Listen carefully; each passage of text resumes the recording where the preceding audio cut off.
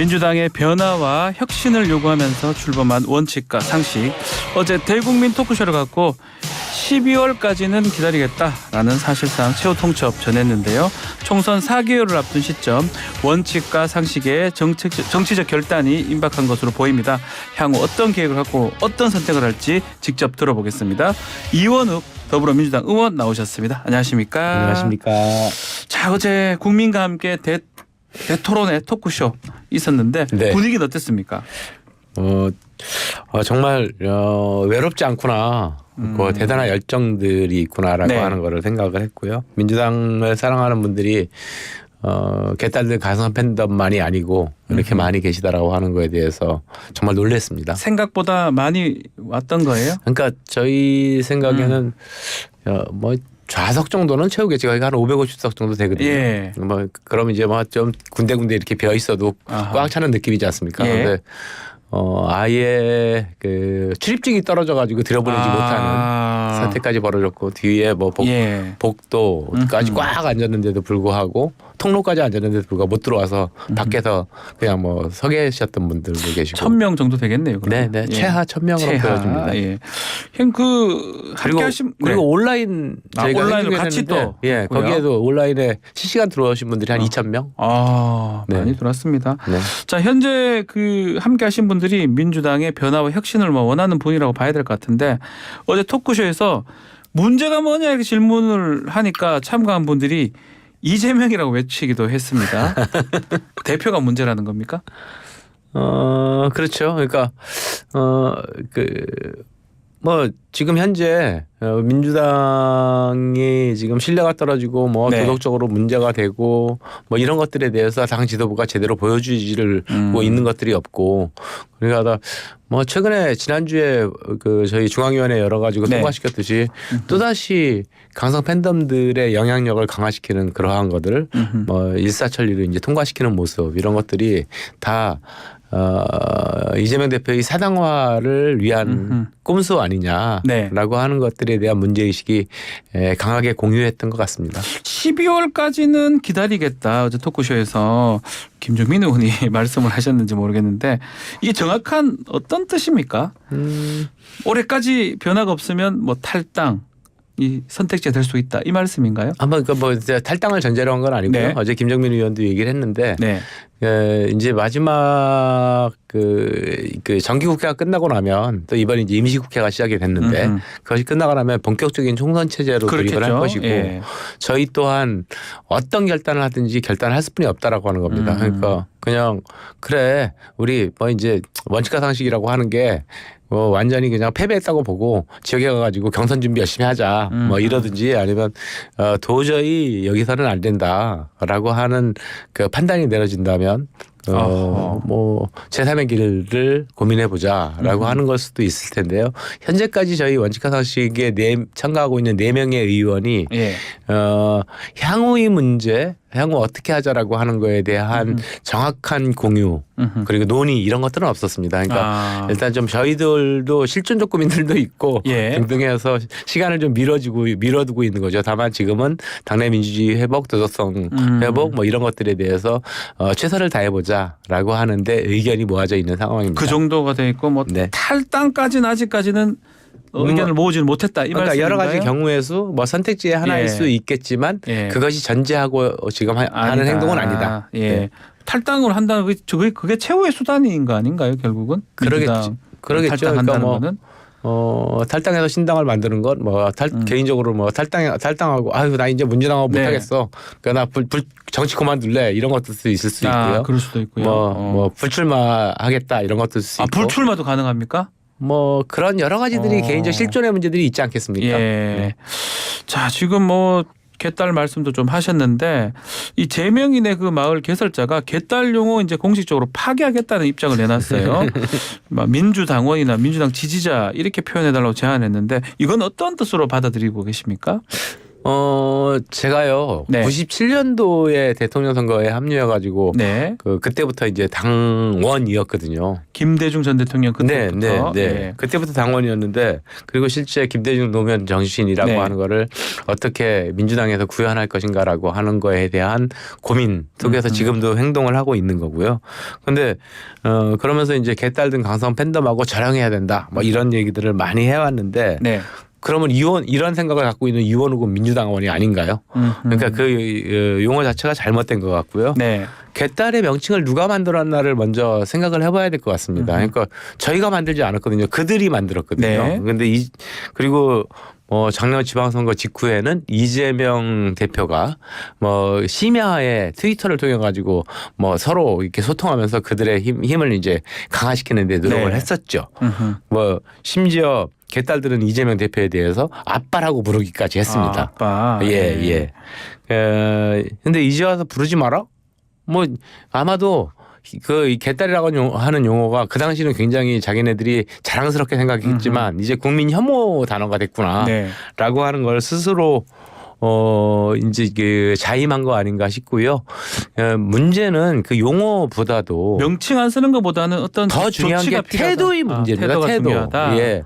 어떤 태도가 필요하다는 거죠? 이상해요. 지금도 저한테 문자들을 보내는데 이재명 대표를 지지하는 사람들은 왜 그렇게 폭력적인가? 폭력적이다. 총알 한 방이라도 있으면은 쏴버리고 싶다는 이런 폭력적 태도도 보이고요. 그러니까 이런 폭력적 태도 자체를 없애는 것이 먼저 중요하고 당 지도부가 네. 그러한 그것을 말리기 위해서 그리고 그 개딸들과의 그 강성 팬들과의 단절을 위해서 그 실효적인 조치를 보여주는 것이 먼저 핵심이다. 실효적인 조치라 하면 당원권 배제한다든지 그런 것까지 포함하시는 얘기입니까? 그러니까 먼저 제가 여러 번 네. 말씀을 드렸습니다만 일단 강성 개딸들과의 단절 그다음에 강성 유튜버와의 단절 그 네. 정점에는 강성 유튜버들이 있는 거거든요. 이거를 위한 노력들을 해줘야 되고요. 그래서 네.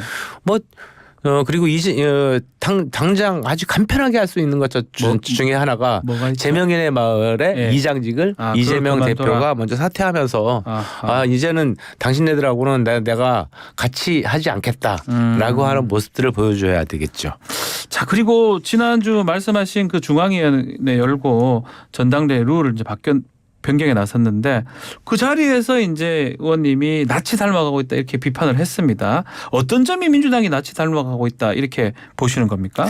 그러니까 팬덤이나 예를 들어 열성 지지자들은 인류 네. 역사와 함께 해왔습니다. 그러니까 특히나 정치적인 문제에 대해서 그랬고 그 로마의 역사를 봐도 거기에 정치 체제가 그래서 항상 이렇게 바뀌어 오기도 하지 않습니까? 공화정 재정 이렇게 바뀌었죠. 계속. 공화정 재정 그다음에 그래서 호민관제도니 네. 도편추방제도 만들어지고 등등 이러면서 많이 만들어지는데 네. 문제는 그게 그런 열성 지지자들과 정치 지도자가 일치화돼서 결합될 때 항상 문제가 만들어졌다라고 하는 겁니다. 그러니까 현대 정치사에서는 대표적으로 나치의 네. 문제를 들 수 있겠는데요. 그 정상적인 선거 제도를 통해 가지고 뽑혔거든요. 예. 정치도 나치 히틀러가 뽑혔습니다. 네. 뽑혔는데 진짜 혐오의 언어를 뽑아내면서 유대인 학살에 들어갔고요. 지금 숫자도 조차도 밝혀지지 않은 수십만 명에 수백만 명이라고 얘기가 되는 유태인들을 그냥 공장을 만들어서 학살했다라고 하는 거 아니겠습니까? 네. 그런 모습을 언제든지 보여줄 수 있다. 그러니까 강성 팬덤과 민주당이 그럴 수 있다고요? 아니 강성 팬덤과 정치 지도자가 결합할 때 그럴 가능성도 있다고 보시는 겁니까? 중국의 홍위병도 그랬습니다. 그래서 이재명 대표가 그 정도까지는 안 가겠지만 예. 그래서 국민의힘 이준석 대표는 이 문제를 직자적으로 알고 있었던 것 같습니다. 그래서 강성 팬덤과 태극기 부대와 단절을 위해서 1년 이상의 노력을 해왔고요. 네. 만약에 그 노력이 없었다라고 한다면 지난 대선 때 태극기 부대한테 완전히 캡처돼 가지고 대선 결과가 어떤 결과가 나왔을지 모르죠. 지금이라도 대표도 아까도 이제 본인들이 만든 개딸이라고 하는 용어가 예. 이제는 혐오 단어가 됐다라고 하는 걸 인지하고 더 이상 개딸이라고 쓰지 말아달라라고 하는 주장을 하듯이 예. 잘못 가고 있다라고 하는 거는 이제 본인들도 알고 있는 겁니다. 그래서 이재명 대표가 결단을 내려야 됩니다. 나치를 하면 뭐 사실 나치가 민주당이다 이렇게 말하는 부분 뭐 비유적 표현이겠지만 그럼 결국 히틀러를 얘기를 하는 건데 이재명 대표가 히틀러처럼 행동한다 이렇게 보시는 겁니까? 아니 그럴 가능성이 충분히 있다는 앞으로도요? 거죠. 그럼요. 지금 당을 완전히 사당화 시켜내고 말했지 않습니까? 사당과 예, 그 네. 부분이 이제 히틀러랑 비슷하다. 네. 그래서 그걸 막기 위해서 나치 닮아간다 그리고 말씀하셨다. 국민과의 공감, 네. 그 이재명 대표에 대해서 당을 위해서 쓴소리 조금만 하면은 그것이 강당 팬덤들이 그냥 그 문자 보내고 네. 욕설하고 죽이고 싶다는 등 이런 현수막 시위하고 이런 것들을 당 대표가 그냥 쳐다보고 있는 겁니다. 아하. 그러니까 말로는 가끔가다 그래서는 안 된다. 화합을 해야 된다라고 하지만 예. 실효적 조치는 지금까지 한 번도 보이지 않았습니다. 제가 1년 넘었습니다. 일단 이재명 대표가 제명연의 마을 이장직 사퇴해라. 그게 첫 번째 요구 그거는 사항입니까? 실효적으로 당장 할 수 있는 거다. 아, 그게 첫 번째 요구 네. 사항이다. 알겠습니다. 일각에서는 지금 안규백 공간 전략위원장 이제 임명이 됐습니다. 이런 행동도 사실 어찌 보면 사당화 이런 거 막기 위한 좀 중간적 행동 아니냐, 하합적 행위 아니냐, 행보 아니냐 이렇게도 보는데 그 부분 어떻게 보십니까? 왜 언론에서 정세균계라고 썼는지 모르겠습니다. 그러니까 아닙니까 정세균계? 그러니까 정세균계 공식적인 정세균계는 네. 지난 대선 직후에 저희가 광화문 포럼을 해체했고요. 네. 그 언론을 통해서도 이미 다 이제 더 이상 안 하겠다라고 했고 특히 그 이후에도 이제 개인적인 그 과거의 인연을 네. 끊을 수는 없는 거니까 가끔 만나기도 하고 식사도 어허. 하고 등등 우리 이원노 의원님이 유명한 정세균 네, SK계 아니겠습니까? 그런 자리는 있습니다. 근데 안규백 네. 의원님은 네. 정세균 의장이 네. 전화했을 때 전화조차도 받지 않았습니다. 아하. 완전히 단절됐습니다. 이제는 아니라는 거네요. 근데 왜 정세균 계라고 아마도 당 지도부에서 정세균 계라고 슬쩍 흘리지 않았을까 싶었는데 특히나 지난 전당대회 1년 전 전당대회 때 네. 전당대회 룰을 바꾸는 과정 이런 데서 완전히 이재명 대표한테 유리한 룰로 네. 바꿔가면서 대부분의 의원들 우리 다 이제 안기백 의원은 이재명계로 섰나봐, 줄 섰나봐라고 하는 것을 다 인지하고 있거든요. 바뀌었다는 이 기자들도 다 인지하고 있습니다. 아하, 네. 정세균 쪽이 아니다 네, 이제는. 네. 알겠습니다. 자 그리고 지금 눈에 띄는 또 한 사람 이낙연 전 대표 지금 여러 가지 얘기들을 좀 하고 있습니다. 좀 이재명 체제에 대해서 경고의 메시지 카드 이런 얘기도 하고요. 탈당까지 좀 불사하겠다라는 얘기도 하고 있는데 어떻게 보고 계십니까? 그러게요. 제가 이낙연 대표의 측근이나 이런 사람이 아니어가지고 제대로 알 수는 없는데. 예. 근데 기사를 보면은 탈당에 대해서 강하게 얘기를 하고 있고 계신 건 맞는 것 같고요. 이낙연 대표께서 전 대표께서 하시는 말씀의 네. 내용에 대해서는 저도 굉장히 공감하는데 그것이 정치적인 행보의 문제는 좀 다른 문제 아닌가 싶습니다. 그러니까 내용의 문제와 행보의 문제는 다른 문제가 아닌 것 같고 예. 그래서 좀 지켜보고 있는 중입니다. 아하.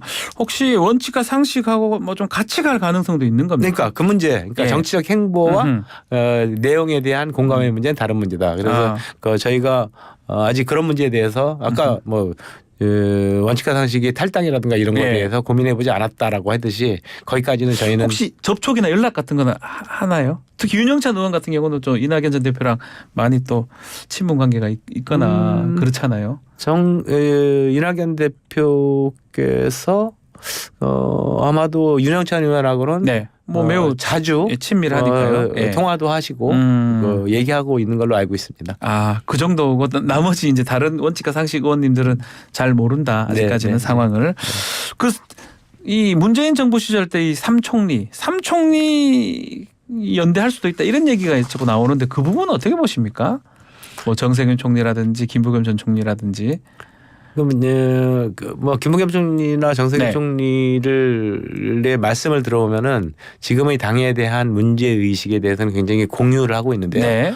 그분들 또한 이거를 어떻게 풀어갈 것인가라고 하는 해법의 문제, 음흠. 정치 행동의 문제에 대해서는 그 생각들을 좀 다 세 분 다 달리 하시는 것 같습니다. 네. 그래서 만일 삼총리의 연대를 만들어내고자 하신다면 누군가 한 명이 막 이렇게 나가버리면은 네. 실제로 거기에 뭐 하는 거지? 생각은 같지만 저렇게 해서는 안 되는데 이럴 수 있지 않겠습니까? 아. 그러니까 그 행동과 관련된 내부적 동의, 내부적 합의 음흠. 뭐 이런 것들이 훨씬 더 중요시돼야 될 때다라고 보여집니다. 자, 그리고 이 송영길 전 의원 지금 조사를 받았습니다. 조사받고 검찰 구속영장도 청구할 수도 있을 것 같기도 한데 뭐 정치적 수사다라고 계속 주장을 하고 있고 뭐 묵비권 행사를 했다는 뭐 소식도 전해집니다. 어떻게 보고 계십니까? 저도 이제 같은 시대에 학생운동을 하고 등등 네. 했는데요. 우리 송영길 대표가 지금 보여주고 있는 모습을 보면은 586 기득권 정치인의 그 단면을 보여주고 있는 것 같아서 네. 참으로 안타깝고요. 정말 검찰에 필요하다면 내가 당당히 가서 응하겠다. 음흠. 라고 했으면 가가지고 진술을 했어야죠. 근데 가가지고 열 몇 시간 동안 묵비권으로 일관하고 네. 뭐 이런 것들이 국민들이 볼 때 정말 잘하고 있다 이렇게 박수 칠 것인가라고 하는 게 의문이고 저는 그렇게 생각합니다. 이 386 기득권 정치인에 대한 청산에 대한 네. 국민적 요구가 굉장히 높은데요. 그거를 극복하는 모습은 내가 진짜 과정에서 무엇을 잘못했는가, 나 이런 반성이 먼저 전제돼야 된다라고 생각이 들고 네. 지난 대선 패배했지 않습니까? 당 대표 시절에 그 대선 패배해놓고 대선 패배에 대한 책임은 어디로 갔는가 실종됐고 말았는데 그거는 송영길 당 대표, 이재명 그 당시 대통령 후보 네. 모두 대선 패배에 대한 책임이 실종돼 버렸습니다. 책임을 안 지고 있다. 네. 네. 자, 마지막으로 좀 짧게 안희정 전 지사 지금 뭐 기념사진이 논란이 좀 되고 있는데 혹시 정계 복귀 신호탄 아니냐 해석도 나오고 있는데 어떻게 보십니까? 저는 그렇게 보진 않고요. 네. 그러니까 가까운 사람들하고 뭐 술자리 한 번 한 거 아닌가 싶고요. 연말 네. 송년회니까 예. 아마 안 지사도 굉장히 진중한 사람이어서 지금 상태에서 자기가 정계 복귀를 하고 뭐 또다시 해보겠다라고 하는 거에 대한 국민적 반대 여론이 얼마나 클 것인가라고 하는 거를 충분히 김경수 전 지사는 어떻습니까? 김경수 지금 전 지사는 네. 아예 정치권에서 사라졌죠. 예. 쉽지 않을 것이다 이렇게 보시는 네, 거군요. 네. 알겠습니다. 자, 오늘 말씀 여기까지 듣겠습니다. 감사합니다. 네, 고맙습니다. 더불어민주당 이원우 의원과 함께했습니다.